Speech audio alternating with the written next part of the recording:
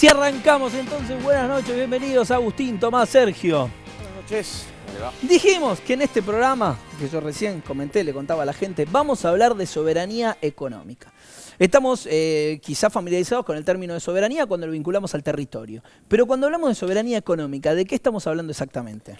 Mira, básicamente de la posibilidad de tomar las decisiones en materia de política económica puertas adentro. Y para que eso ocurra se tienen que dar una serie de condiciones, entre ellas fundamentalmente algo que ocurrió en los últimos años, que es la política de desendeudamiento. Digamos, el hecho de que Argentina haya avanzado en términos de desendeudamiento, es decir, que la carga de la deuda hoy en relación al Producto Bruto sea mucho menor y sobre todo en moneda extranjera, en manos de acreedores internacionales privados, sea mucho menor a lo que fue siempre históricamente, te quita de encima las condicionalidades que los acreedores te exigen y te permiten que la política monetaria sea una herramienta de decisión propia, tuya. Podemos discutir matices, cuestiones entre nosotros, pero la decisión se toma hacia adentro. Fíjate lo que está pasando hoy, por ejemplo, con el caso de Grecia. Digo, no solo hace falta tener memoria de lo que ocurría en Argentina en otras etapas, sino lo que pasa hoy en Grecia. La economía de Grecia hoy tiene una deuda en relación al producto de casi 180%.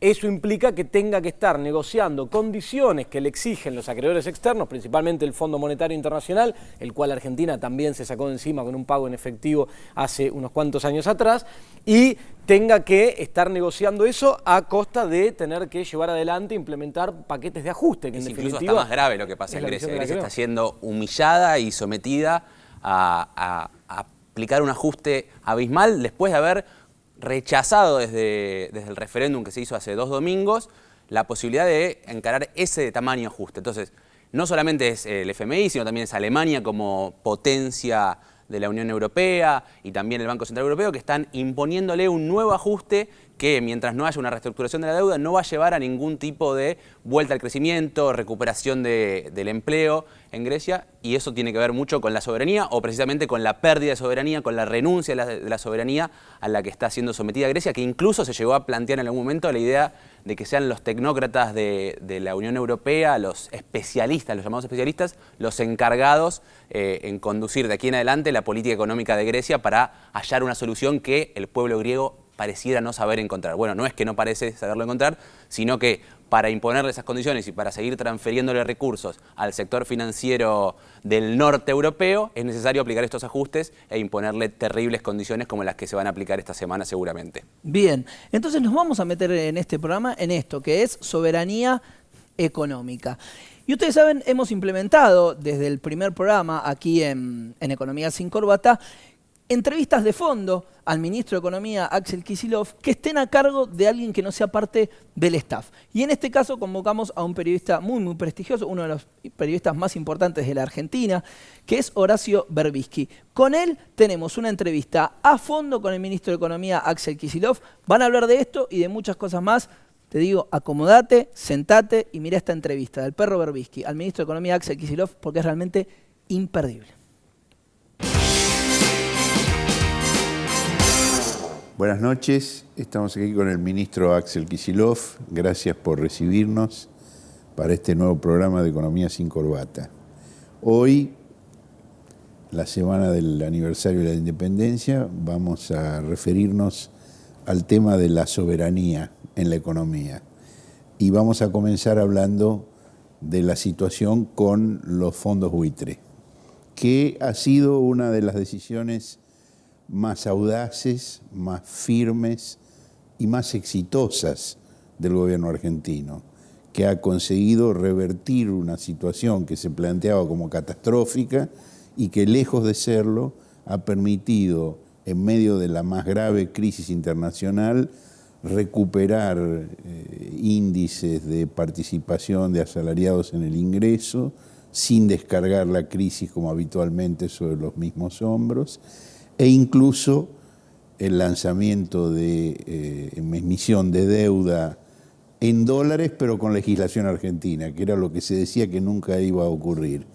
Y en mi opinión, además, es la clave del repunte político del gobierno argentino, porque ha puesto absolutamente a la defensiva a toda la oposición, que no tiene ningún discurso al respecto, que no puede apoyar la posición de los buitres, pero que no sabe cómo pararse frente al tema. Entonces, me gustaría que el ministro nos explique ¿Cómo se llegó a esa decisión? ¿Qué riesgos se sortearon para llegar a esa decisión?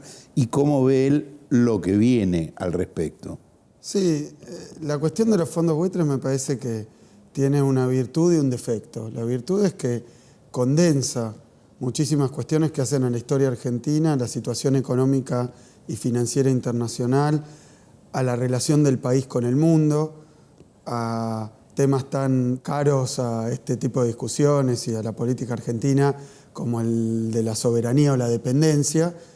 Y tiene un defecto que es que al mismo tiempo se trata de una cuestión de plata, de una cuestión financiera, donde hay un grupo económico muy poderoso que yo creo que el mejor argumento que tienen, fuera de todos los análisis que uno puede hacer, es la cuestión económica, porque aparentemente está presentado como un grupo de acreedores, incluso de jubilados, pobre gente, que le prestó plata a la Argentina. Como los hermanos Koch. Claro, que le presta plata a la Argentina y Argentina la defrauda, la estafa, le deja de pagar por obstinación y por hasta pareciera por amarretes. Pero ellos no le prestaron a la Argentina, ellos compraron títulos. Bueno, por eso digo, hubo mucha confusión discursiva inicialmente. Me parece que una de las principales cuestiones, más allá de las decisiones, yo también digo, de las decisiones realmente más valientes que se pueda tomar, porque es en un escenario directamente internacional y no ya contra los grupos poderosos del país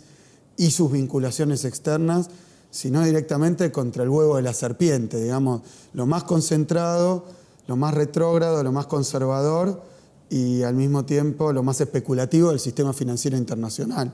La verdad que puesto así es una lucha de David contra Goliat, porque es Argentina contra el sistema financiero internacional en su versión más deleznable.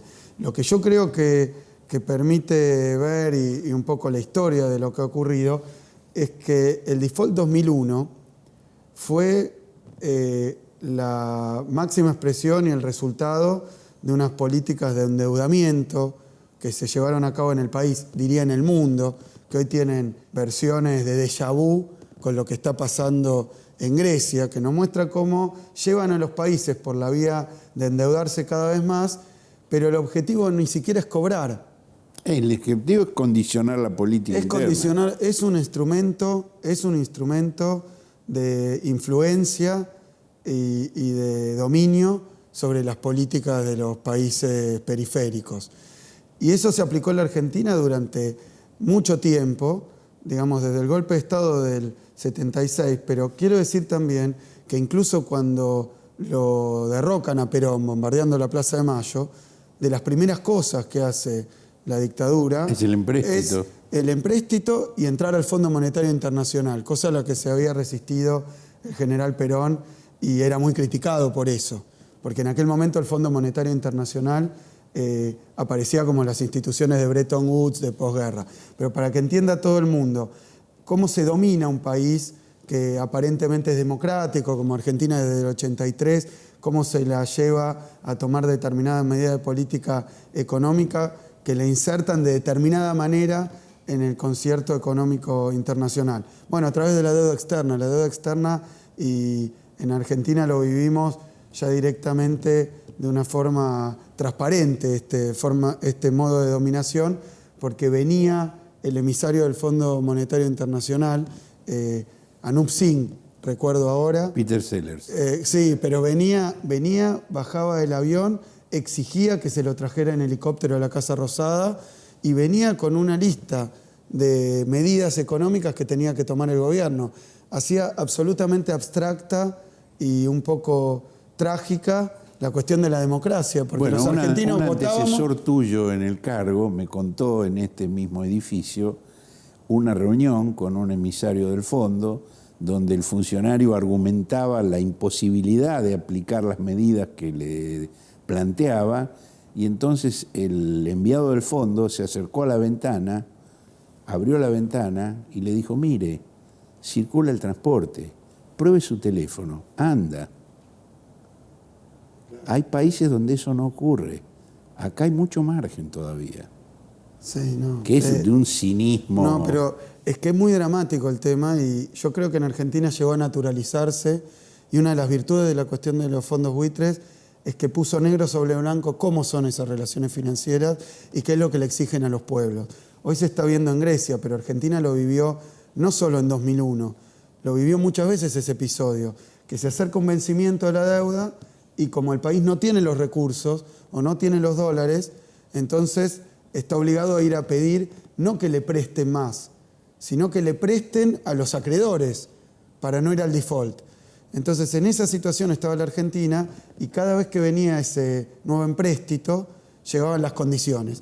Y las condiciones eran todas, realidades que vivimos los argentinos.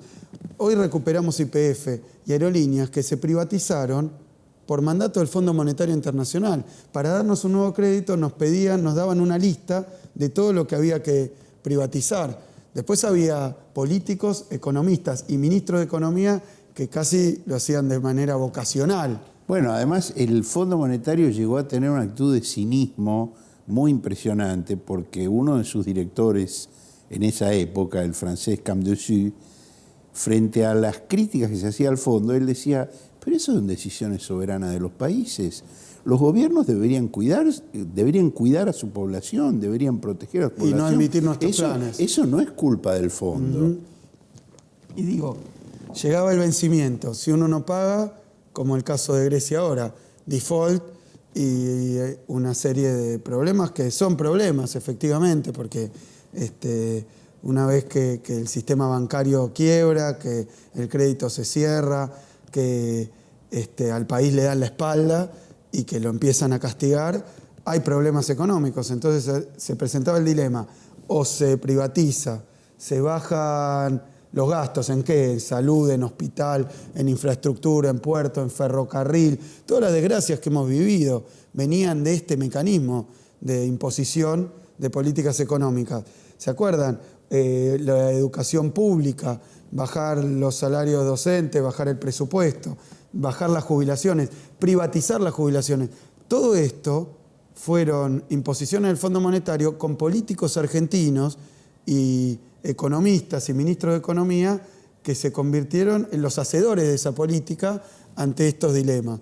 Pero entonces lo que se volvía absolutamente vacío era la democracia, porque uno votaba un gobierno, pero después las decisiones de política y política económica se tomaban afuera y se aplicaban acá. La cuestión de los fondos buitres es el extremo de esta situación, porque nosotros vivimos esto hasta 2001. En 2001 pasó lo contrario, ya no había medida de política económica que los dejara satisfechos, de forma tal que dejaron caer al país, no le prestaron más. Sí, porque además querían hacer con la Argentina un escarmiento contra otros países que pudieran tentarse conseguir un camino distinto. O sea que usaron al país y al pueblo de Argentina, primero como el mejor alumno. Se hizo todo a rajatabla lo que pidió el Fondo Monetario. Después de hacer todo, era tan grande la deuda que ya era absolutamente impagable y entonces el megacanje, el blindaje, los últimos manotazos de ahogado y un gobierno que fue elegido para cambiar la política económica con De la Rúa y terminó con el mismo ministro aplicando la misma política y el mismo ajuste. Cuando esto se volvió absolutamente insostenible hasta para ellos, le soltaron la mano al gobierno y se cayó en el default de 2001. Y los buitres son un resultado, después de mucho tiempo, de esto mismo por otros medios. ¿Cómo es? Cuando recibe el gobierno Néstor Kirchner, se propone ordenar todo ese desastre, ese desparramo que había dejado el default de 2001. Eso era que en 2001 se le deja de pagar al Club de París de nuevo, se le deja de pagar a todos los acreedores privados, se le deja de pagar, nos quedamos con todos los problemas en el CIADI, los miles de juicios que había contra el país por los contratos de privatización que quedaron incumplidos con el default. Entonces todo ese desastre se empieza a arreglar paso a paso. Eran todos los platos rotos que habían dejado. Pero mientras se trabajaba con las relaciones financieras internacionales, se estableció una prioridad, que era la gente. Entonces lo que dijo Néstor Kirchner, que me parece que es lo central de la política de desendeudamiento, es miren, en primer lugar, a los muertos no se le puede cobrar las deudas, de forma tal que primero tenemos que crecer para después pagar. Y nos dedicamos a hacer la política económica interna, digamos, de espaldas a ese problema y mientras se iba solucionando. Y ahí Kirchner, digamos, Kirchner y después Cristina, ¿no? Con distintos ministros de Economía reivindicaron la primacía de la política y eso que vos decís del respeto por las necesidades de la gente. Entonces se produce una serie de episodios, las renegociaciones del CIADI, la renegociación de la deuda del 2005, el pago al contado al Fondo Monetario, la renegociación de 2010 y ahora, digamos, el Club de París, Repsol y la actitud de inflexibilidad frente al reclamo de los buitres. Ahora, la pregunta es cómo sigue. Claro, esto. Es que mira, Horacio, se había arreglado... Todo esto nos liberó de condicionalidades. Pero claro. Y permitió hacer una política a contramano de las recomendaciones del fondo, y hoy hasta el propio fondo está cuestionando teóricamente alguna de sus recetas clásicas. Y está haciendo agua, aparecieron grietas de las de verdad. Pero ¿cómo sigue para adelante? Digamos, cuando vos ya no seas ministro, o tal vez sigas siendo ministro. Eso no lo vamos a dilucidar hoy. No, pero este es un proyecto que planteó determinadas premisas, objetivos y principios. Mientras esas premisas, objetivos y principios continúen, no importa quién ocupe el ministerio.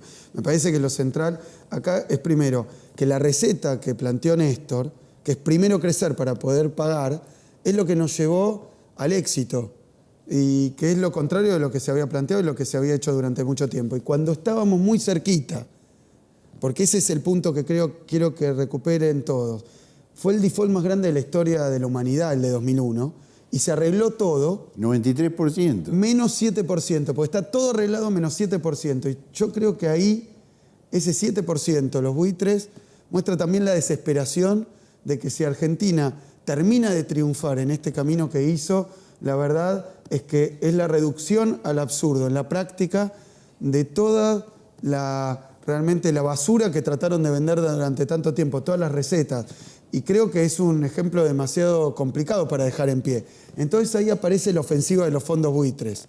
La ofensiva de los fondos buitres fue inmediatamente después del acuerdo con el Club de París. Claro, cuando ya estaba todo listo, quedaba 7%, un juez en Nueva York y, por supuesto, la responsabilidad que le cabe a Estados Unidos por haberse corrido y haber dejado actuar a ese juez prácticamente sin control. Es que ahí no hay la actitud de independencia que hay aquí respecto del poder financiero. Ahí los gobiernos son, de alguna manera...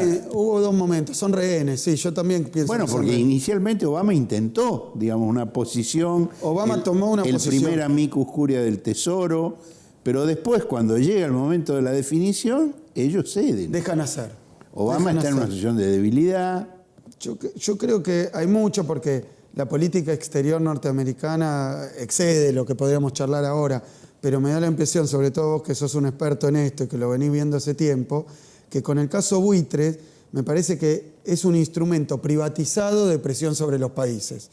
Lo que no nos puede hacer el Fondo Monetario, lo que la Embajada de Estados Unidos no puede, no quiere, no se atreve a hacer, ahora queda en manos de los fondos buitres. Porque los fondos buitres salieron... Pero no perdamos de vista la interna política de Estados Unidos, porque los fondos buitres, y específicamente aquel con el cual la Argentina tiene la confrontación, que es Paul Singer, es, junto con los hermanos Koch, uno de los principales sostenes y financiadores de la extrema derecha republicana que está cuestionando duramente al gobierno de Obama, que no tiene mayoría legislativa y que en consecuencia es muy, muy vulnerable.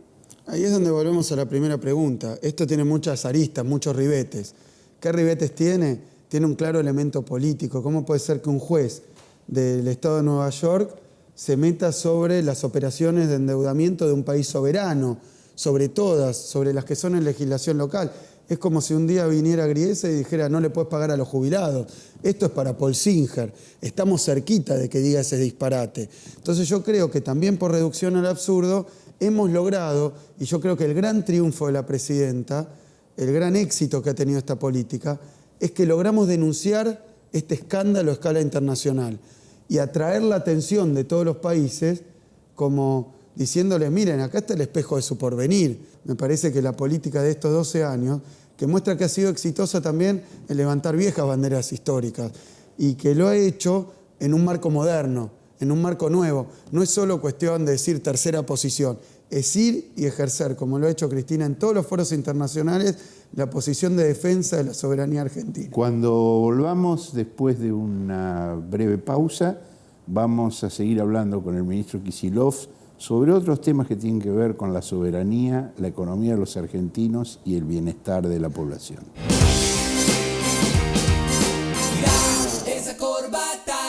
Bien, excelente, por supuesto, Berbisky, no hace falta que lo aclare yo, un lujo tenerlo entrevistando al ministro. Muchísimas gracias, Horacio, por acompañarnos. Queda una segunda parte, pero Sergio, te pregunto, el ministro casi que te está sacando el lugar acá, hizo una historia muy clara de la deuda, ¿no? Sí, lo que me parece que queda bien claro es que es un ministro de Economía hablando de política. Y si hablas de política tenés que hablar de historia, porque ahí hay todo un desarrollo que en cierto momento parecía que la negociación con el Fondo Monetario Internacional era una cuestión técnica, de números, de matemática pura, y queda claro que es política, es pura política, que ahí entre ellos dos intercambiaron anécdotas para hablar de justamente lo que tiene que ver con que hay decisiones, hay opciones. Había un contrincante duro, pero había opciones. Soberanía económica también es eso, darse cuenta de que hay opciones entre un apoyo popular o gobernar no solamente los de afuera, los de adentro, en contra de los intereses populares, ¿no? Clarísimo. Nos vamos a ir al corte. Cuando volvemos tenemos la segunda parte de la entrevista que le hizo Horacio Berbisky a Axel Kicillof. Como él mismo lo anticipaba, no van a seguir hablando solamente de los fondos buitres, porque ahora se van a meter en otros temas que son muy importantes para la soberanía económica, como por ejemplo reindustrialización. Eso y otras cosas que Horacio Berbisky le preguntó a Axel Kicillof después del corte acá en Economía sin Corbata.